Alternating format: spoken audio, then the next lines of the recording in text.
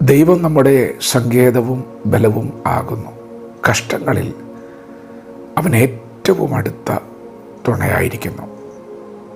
ദൈവത്തിൻ്റെ മാറ്റമില്ലാത്ത വചനം ശ്രദ്ധിക്കുന്ന പ്രിയപ്പെട്ടവരെ, കഷ്ടതയുടെ നടുവിൽ ദൈവം നമ്മെ കൈവിടില്ല. കഷ്ടതയുടെ നടുവിൽ നാം കൂടുതൽ ദൈവത്തിൻ്റെ സാന്നിധ്യം അനുഭവിക്കും. ദൈവം നമ്മോട് കൂടെയുണ്ട്. ദൈവം നമ്മുടെ ബലമാണ്. പക്ഷേ അത് നാം കൂടുതൽ തിരിച്ചറിയുന്നതും അനുഭവിക്കുന്നതും ജീവിതത്തിലൊരു പ്രതിസന്ധി വരുമ്പോഴാണ്, കഷ്ടത വരുമ്പോഴാണ്. നമ്മുടെ കർത്താവ് നമുക്ക് പകരമായി ക്രൂശിൽ കഷ്ടം അനുഭവിച്ചു. അതാണ് ഏറ്റവും വലിയ കഷ്ടം. പാപത്തിൻ്റെ ശമ്പളമായ മരണം ഏറ്റുവാങ്ങിയ നിമിഷം. അതുപോലൊരു കഷ്ടം ഈ ഭൂമിയിൽ ആർക്കും വന്നിട്ടില്ല, വരികയുമില്ല. അവൻ ഏറ്റുവാങ്ങിയത് മരണമാണ്. പാപത്തിൻ്റെ ശമ്പളമായിരുന്നു അത്. നമുക്കെല്ലാവർക്കും കിട്ടേണ്ട ശിക്ഷയാണ് യേശു ഏറ്റുവാങ്ങിയത്. അതുകൊണ്ട് യേശുവിനറിയാം നമ്മുടെ വേദനയുടെ ആഴം എത്രയുണ്ടെന്ന്. നമ്മുടെ കഷ്ടതയുടെ ആധിക്യം അവനറിയാം.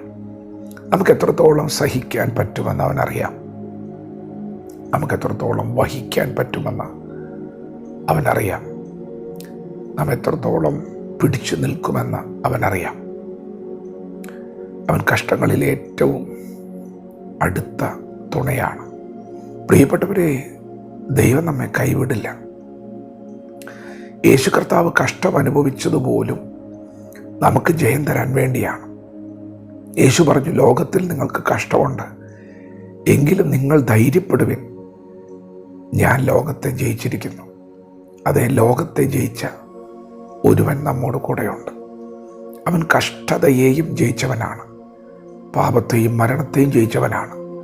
അതുകൊണ്ട് തന്നെ ഇന്ന് പകൽക്കാലം എത്ര വലിയ പ്രതിസന്ധിയിലൂടെ നാം കടന്നു പോയാലും അതിൻ്റെ നടുവിൽ നമുക്കൊരു ജയമുണ്ട്.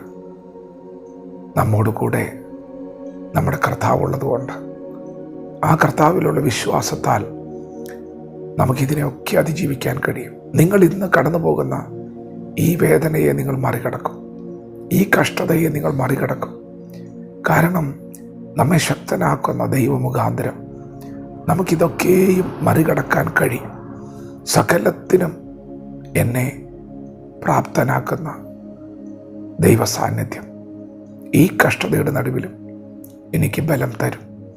അതുകൊണ്ട് പ്രിയപ്പെട്ടവരെ, കഷ്ടങ്ങളിൽ ഏറ്റവും അടുത്ത തുണയായ ദൈവത്തിൻ്റെ സാന്നിധ്യത്തോടെ ചേർന്നിരിക്കുക. അവൻ നമ്മെ ഒരു നാളും കൈവിടുന്ന ദൈവമല്ല. ജീവിതത്തിൽ എപ്പോഴും കഷ്ടതയല്ല, എന്നാൽ കഷ്ടതയ്ക്കൊരു കാലമുണ്ട്. കഷ്ടത വരുന്ന സമയം നാം കൂടുതൽ സാന്നിധ്യം അനുഭവിക്കാൻ പോവുകയാണ്. വിശ്വസിക്കുക, ദൈവം നിങ്ങളോട് കൂടെയുണ്ട്. ദൈവം കൈവിടുകയില്ല. ദൈവം നമ്മെ ഓരോരുത്തരും ഈ പകൽ അനുഗ്രഹിക്കുമാറാകട്ടെ. ആമേൻ.